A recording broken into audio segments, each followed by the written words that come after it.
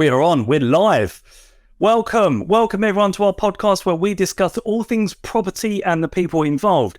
Now, this is the essential toolkit to gain a greater understanding and motivate you for your working day. Now, please like, share, subscribe so this podcast can reach and help as many people as possible. And also, why not get a message to us so we can answer your questions and guide you along your journey? Now, I am absolutely delighted to be joined by my fellow Italian stallion, Tony Piccirillo. Hello there, David. How are you? I'm very well. So, Good. Am I guiding this one today, or are you going to take control? Well, today, David, we're going to talk about what Einstein said is the most important rule in the world. Yeah. As Einstein said that, and he came up with so many brilliant ideas, but he thought this was the most important. Yeah. And he called it the compound effect, the power of compounding. But it's also known in the industry as marginal gains. You may have heard it as marginal gains. You may have also called it the one thing. Okay. And what that basically is in summary, we all set ourselves goals, and sometimes it's quite daunting because in property, you want to be really successful. You want to get the biggest market share.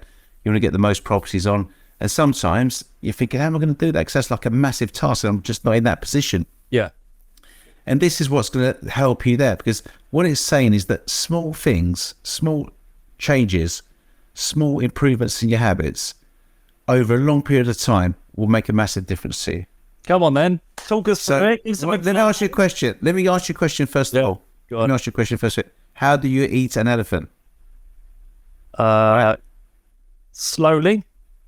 Bit by bit at a time. One bite at a time. One at a time. That's it. And that's how you approach your goals. So it's like concepts, small changes over time make a massive difference. And I've got a little slide for you. Oh, we like that. Right, let me see that. Okay. Well, before I give that slide, let me ask you a question. You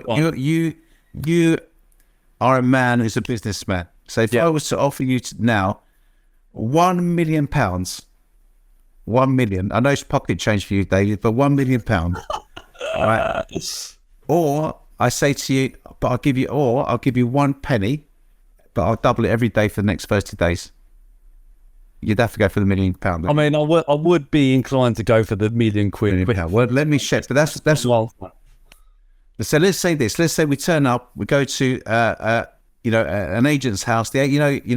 People say agents are loaded all the time, right? So this agent comes up with this. Or a conveyancer's house. Yeah, they're loaded. He's loaded, right? Okay. So he says to you, David, look, I'm going to give you £1 million because you want it. And Tony, I'm going to give him a penny. And every day I'm going to double it. So let's look at this table. This shows you what the results. Okay. So after the second day, you're saying to yourself, I've got £1 million. Tony's doubled it. He's got 2p. Yeah. Right. The third day, you're sitting there with your £1 million, right? I'm sitting there with 4 pence. Oh, yeah, even at but I'm doubling it. But at day 10, you got £1 million. Day 10, I've got £5, 12p. Yeah. At day 20, I've got 10 days left. Day 20, you got £1 million. I've got £5,242. You got £1 million. Right, but then it starts getting close to the end, right? When you start doubling, this is what I say. These small changes over a period of time will make a drastic difference. Let's look at the end now. We're getting towards the end. Let's get it. Look, day 24, still I've got £83,000. You got £1 million. Right, it's not till right at the end. Look at day 27. I've still got 675,000, and I've only got 3 days left.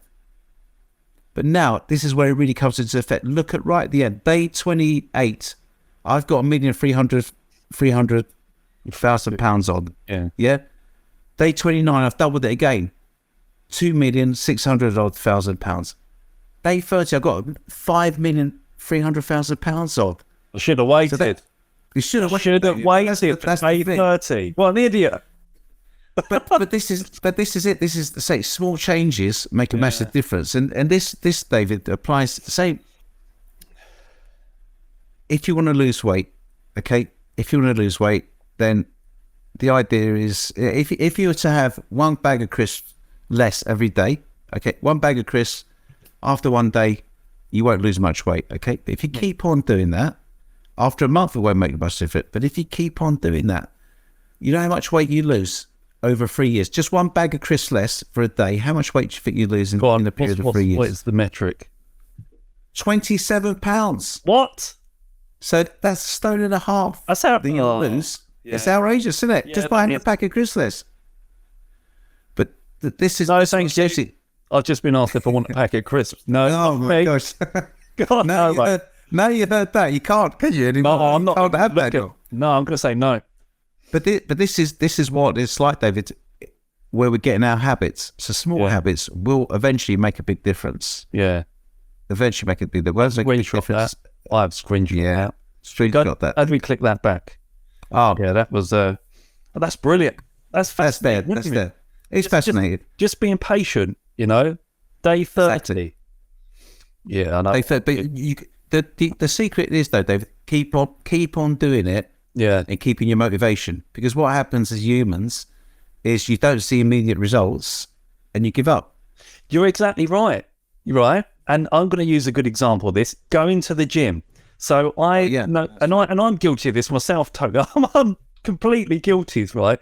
So people go to the gym and they go for their first session, they come out, and you know, I'll only relate it to guys because I am a guy.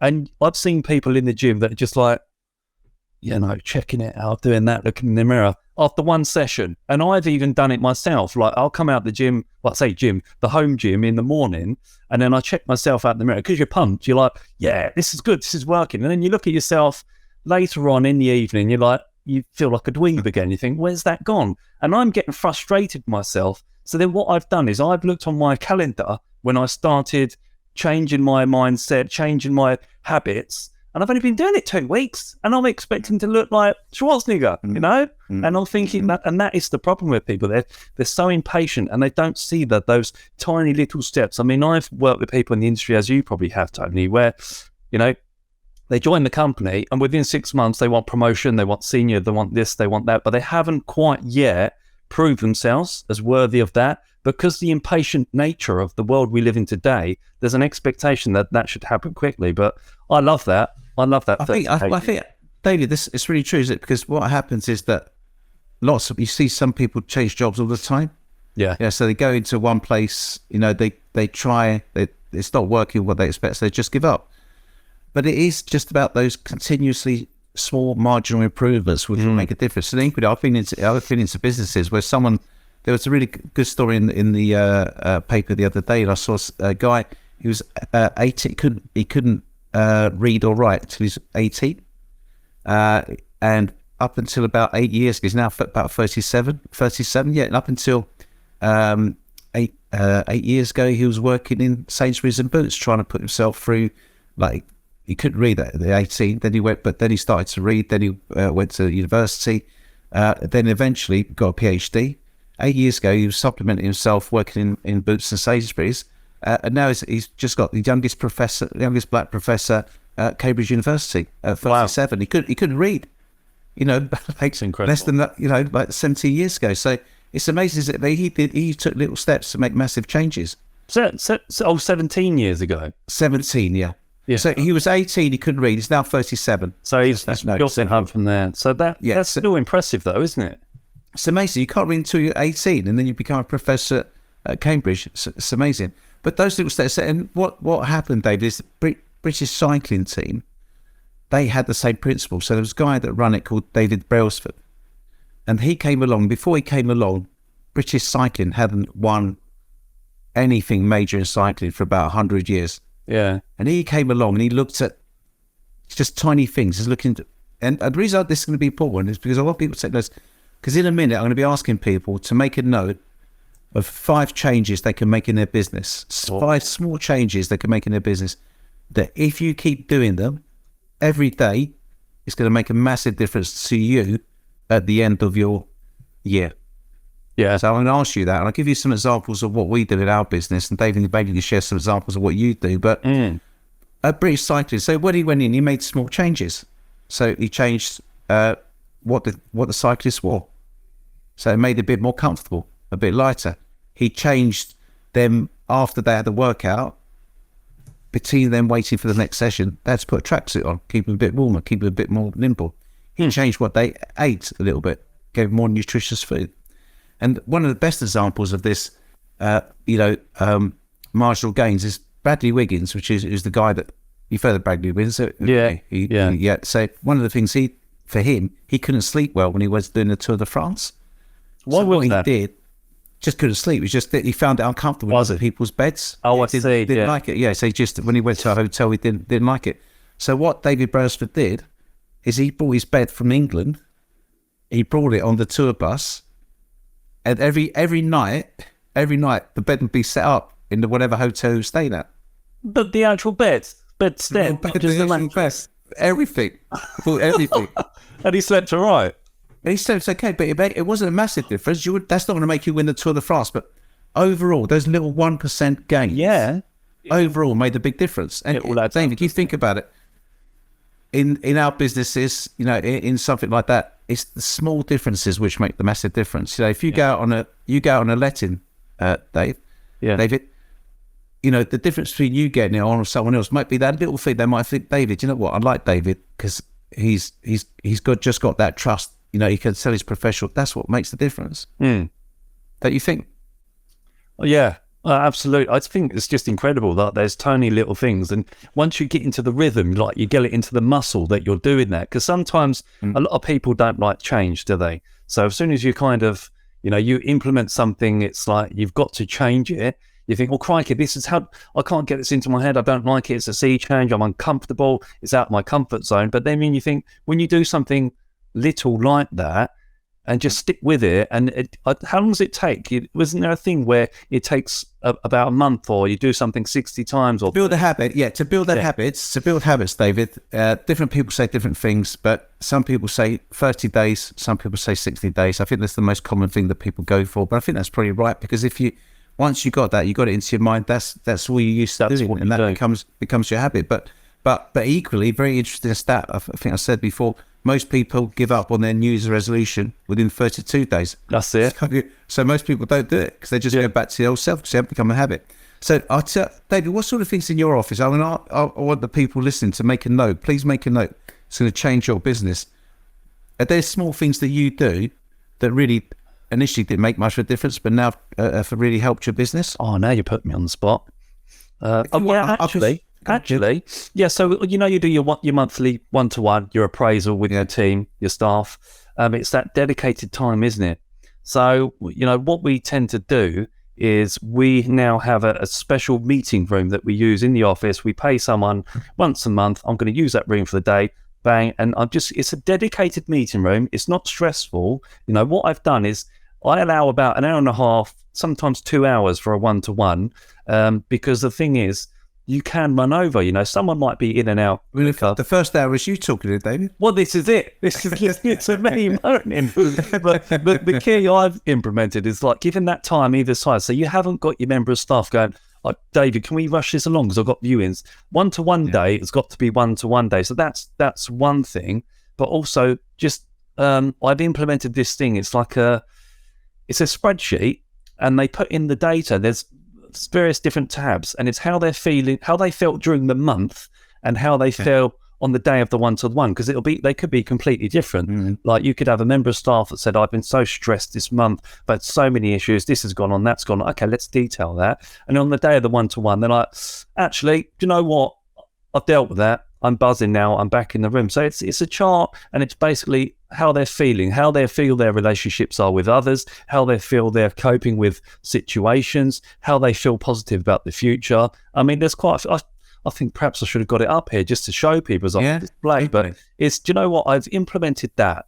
And, they had to fill out their one-to-one before. Now they have to do something in addition to that, but they understand why, because I go through it with them. And they're like, oh, don't look at last month. I was in a bad place, but I'm fine now. Okay, no, actually, let's look at last month, because if we can work on why you're in that bad place, how can we prevent that from happening? Or some cases you won't prevent it, but it's how you cope with it. So that's probably a really major thing I've implemented probably 6 months ago, and I've noticed the difference already. Yeah, and that's over time, isn't it? It makes it over time, yeah. So one of the things that I think as an agent are really important is, I keep on saying it, but it's about outbound calls.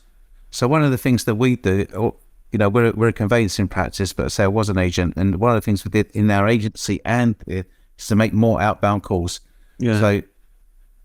So and what we do is set people tasks. So if you made, David, an extra 10 calls a day, right? An extra 10 calls a day may not get you extra stock day one.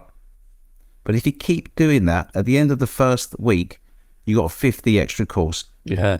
Right. Again, talk about conversion rates. If you get one extra job on in every 50 calls, that's one extra job. But if you apply that across the month, that's 50 calls times 4. Yeah, it's an extra 200 calls. Now 200 calls, good number. If you apply that across the year, you've made an extra 2,400 calls. Yeah, 2,400. That's going to generate business work. It's That's the difference between being in business and not being in business. But the quality of those calls as well. And that's another thing. I'd worked in places where you had a target of how many calls you could make a day. I would make less calls, but more quality ones. It's not a case of, hi, Tony, I've just given you a call from such and such agents, and I just want to see how things are going with your property and this and that. No, actually, Tony, I'm ringing you up. I came out to see you 3 months ago. I don't see that you've gone on the market. Are you still looking to go on the market at some point? What's your situation? It's not being afraid to ask those questions. That's what I say. So you make 2 good quality calls a day, for example. That's 10 by the end of the week. Yeah. Yeah, and then over the course of a month, that's 40 extra.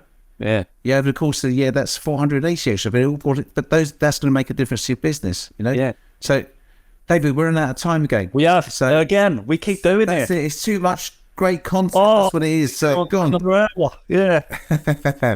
Okay, should we remind the viewers to share? Yes, remind the viewers to share, like. We put all the details underneath. We've got Facebook, Instagram, YouTube. We've even got our own webpage now. This is really serious. This is a serious podcast we're doing here, Tony. Okay. See you later, David. Have a good week. Ciao. Bye. Ciao.